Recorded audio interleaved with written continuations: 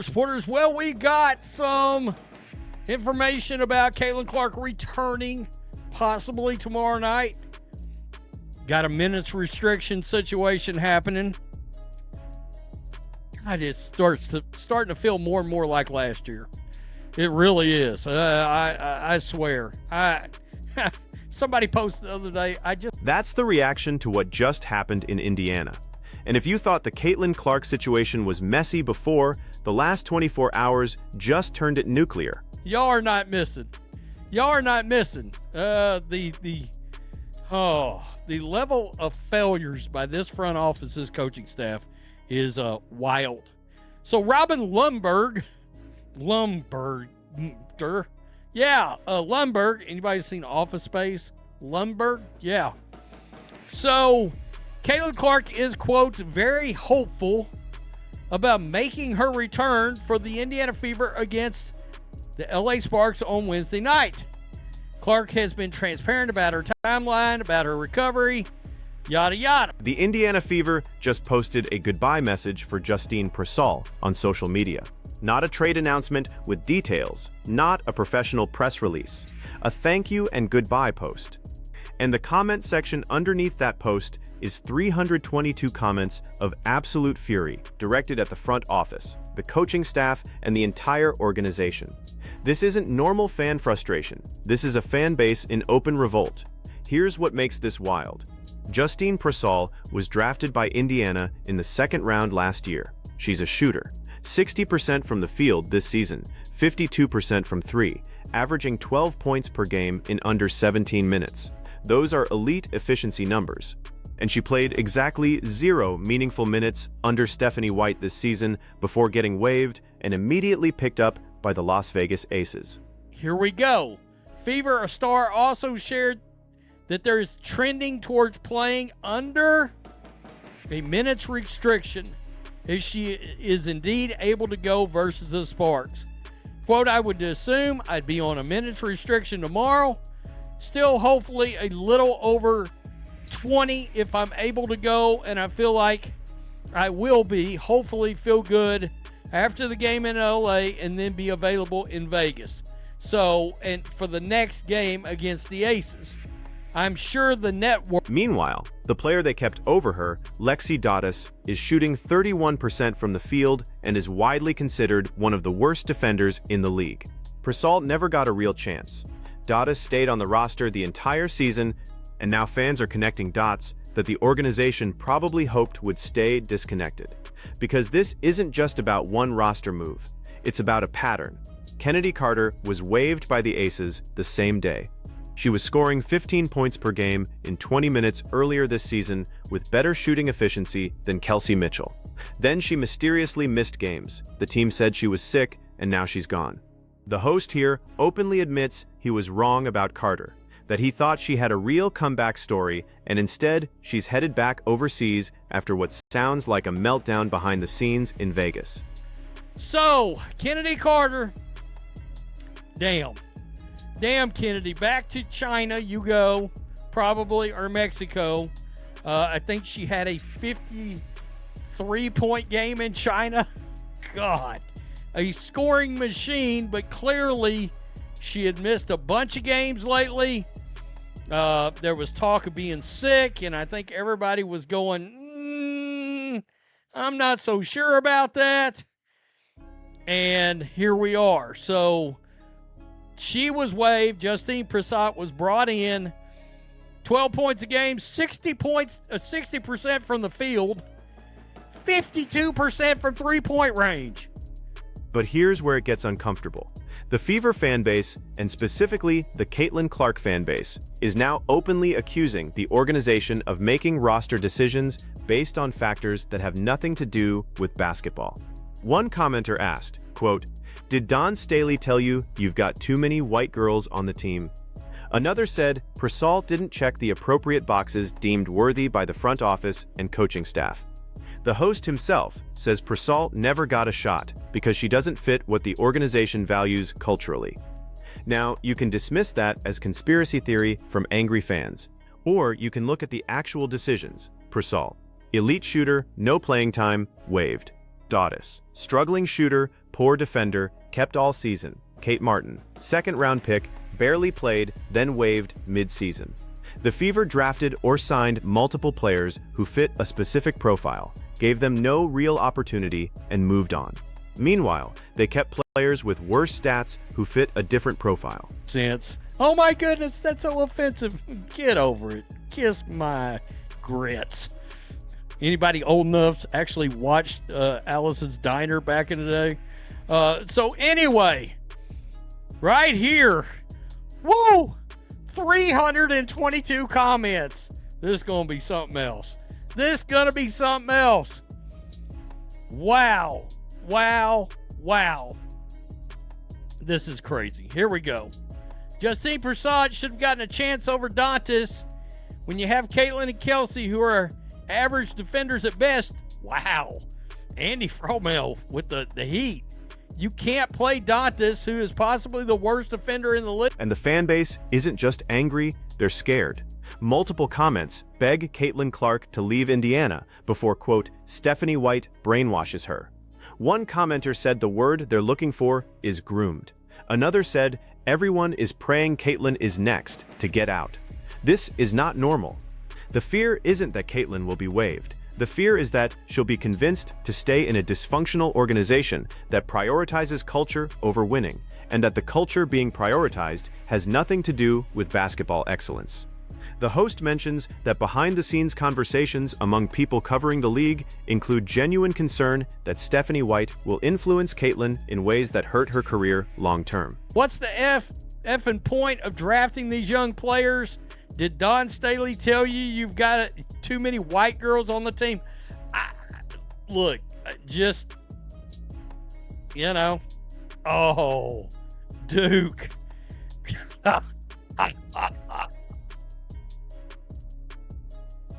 Oh, the Fever in the cuck chair. Damn, Coach Anderson, you guys are dumb. Oh my God. I hate 9,000 hates this front office. Oh, Chennedy. Let's talk about Stephanie White for a second. She was brought in as head coach this season after Christy Sides was fired. The Fever made the playoffs last year under Sides. This year, under White, they're struggling. The host points out that Lexie Dottis was actually better under Christy Sides than she is now under Stephanie White. So the coaching change didn't even improve the player they chose to keep. White came from the Connecticut Sun, where she was an assistant. Before that, she coached at Vanderbilt.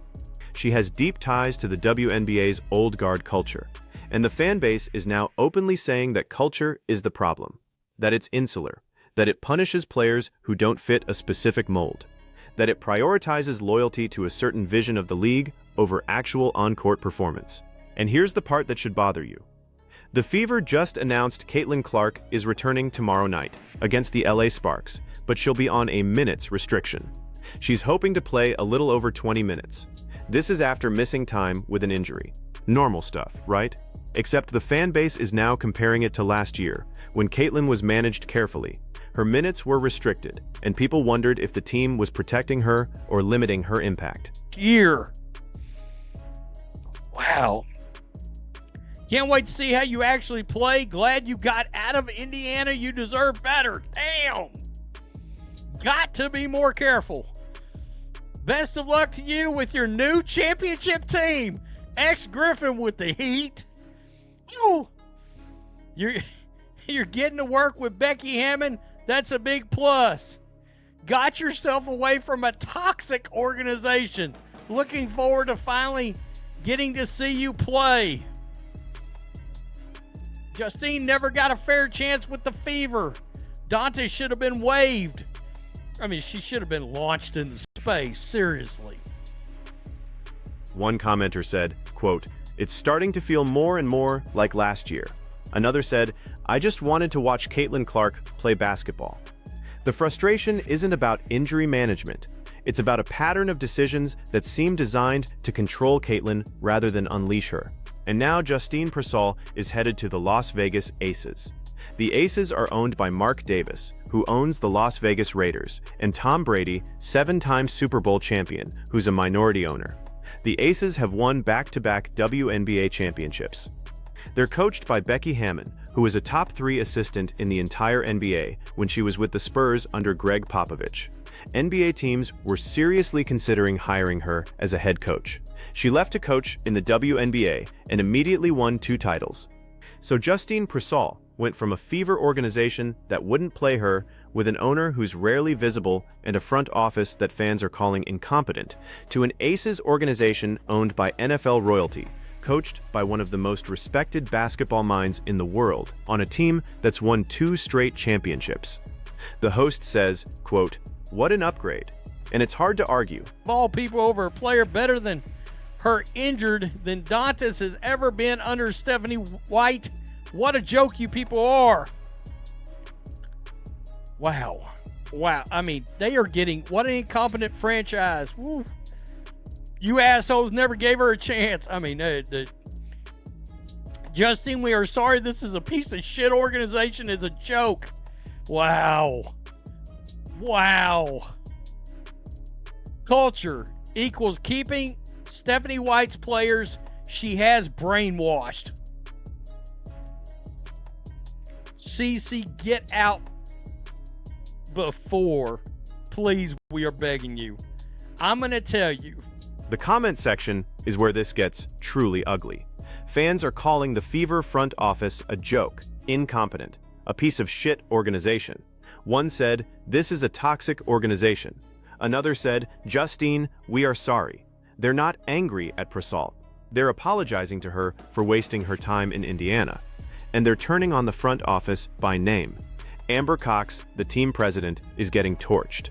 Kelly Krauskopf, who is the GM and is now with the Pacers, is mentioned as hiding under a rock. Stephanie White is accused of keeping her own players and pushing out everyone else. The host jokes about trading Kelsey Mitchell to the Sparks, trading Stephanie White to Toronto for Sandy Brondello, and signing Chennedy Carter. He's obviously kidding, but the fact that fans are even entertaining those ideas shows how far trust has collapsed. Fixed it. Thank you, Stephanie White. I believe the word I'm looking for is groomed. Give me one game without Caitlin Clark, and I'll give you one of our best players, Justine Pissott. For what? Your low IQ coach didn't play her. Oh, I may have to put this. I've got this saved. This one. Losing is our culture. I may have to put this in my thumbnail. It's a oldie but goodie. Yeah, we got you, Caitlin. What the hell's wrong with you, culture? Now let's talk about what's actually at stake here. The WNBA is in the middle of a massive visibility boom, almost entirely because of Caitlin Clark. Her games draw huge ratings. The Fever went from irrelevant to must-watch TV overnight. Brands are paying attention. Investors are paying attention. This is the league's best chance in decades to break through to a mainstream audience. And the franchise that has the player driving all of that momentum is currently in a public meltdown. The fan base is in open rebellion. The front office is being accused of prioritizing culture over winning.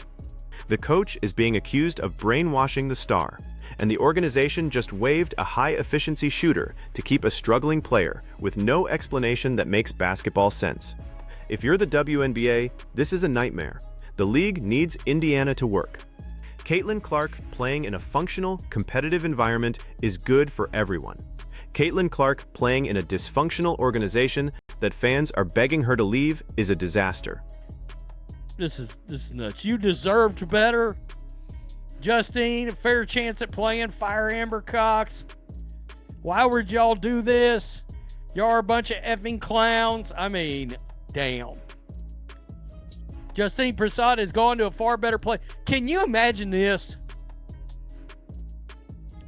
She left the Fever organization to go to a team that's owned by 2 NFL owners.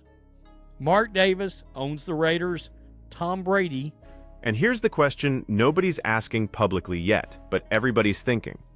What happens if Caitlin Clark decides she's done with Indiana? She's under contract, so she can't just leave. But what if she starts saying the quiet part out loud? What if she stops playing the good soldier and starts pointing out the same things her fans are pointing out? The WNBA has a history of players forcing their way out of bad situations. Superstars have leverage. And if Caitlin decides that Indiana's front office is more interested in culture than championships, and she makes that public, the league has a massive problem, because the entire visibility boom collapses if the face of the league is publicly at war with her own team. Right now, Caitlin's being diplomatic. She's talking about her injury recovery, about being hopeful for tomorrow's game, about playing on a minute's restriction. She's not taking shots at the organization, but her fans are doing it for hair. And the longer the Fever keeps making decisions that look indefensible, the harder it gets for Caitlin to keep defending them. Owner in the Raiders and the Aces. Damn. Talk about, from a franchise perspective, all those rings, what an upgrade. What an upgrade. I mean, I'm just pointing that out. And for all the shit that people have said about Becky Hammon, guys, I will tell you this. Becky Hammon was going to get an NBA coaching job.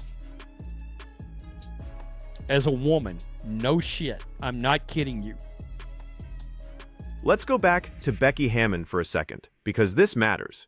The host makes the point that Becky was legitimately one of the top assistants in the NBA. Teams were actively trying to hire her. She had offers. She chose to leave the Spurs and coach the Aces instead, and she immediately built a championship dynasty. That's not a feel-good story. That's a basketball genius, going somewhere she could win and proving it. And now she's getting Justine Pissott, a player the Fever didn't value, and she's going to plug her into a system that's won back-to-back titles.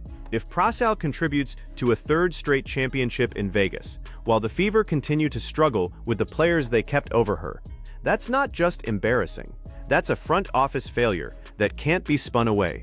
Popovich, Hammond connection. People thought she was like a top 3 assistant in all of the NBA. Yeah, that was a thing. Go back and read the stories. Tell me what you think. Peace. I'm out. Till next time. Thanks for watching the show. Be sure to like, comment, and subscribe. Be sure to tune in next time on Black and White Sports. The other name that keeps coming up is Christy Sides, the coach the Fever fired after making the playoffs last year.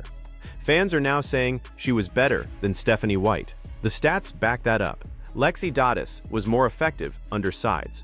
The team's overall performance was better. And yet Sides was let go, and White was brought in, and the results have been worse. So why was Sides fired? The official reason was that the team needed a new direction, but fans are now saying the real reason was that Sides didn't fit the culture the front office wanted. That she wasn't part of the old guard WNBA network, that she didn't prioritize the right things from the front office's perspective. And if that's true, then the Fever chose culture over results, and they're paying for it now. You know, I mentioned this in my video earlier.